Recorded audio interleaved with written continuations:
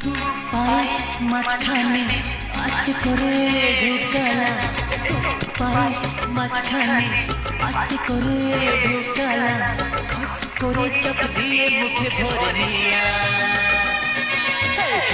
দু পায়ে মাঝখানে আস্তে করে ঢুকালা, পায়ে মাঝখানে আস্তে করে ঢুকালা, খট করে চাপ দিয়ে মুখে ভরে নিয়া। পায়ে মাঝখানে আস্তে করে ঢুকালা, খট করে চাপ দিয়ে মুখে ভরে নিয়া।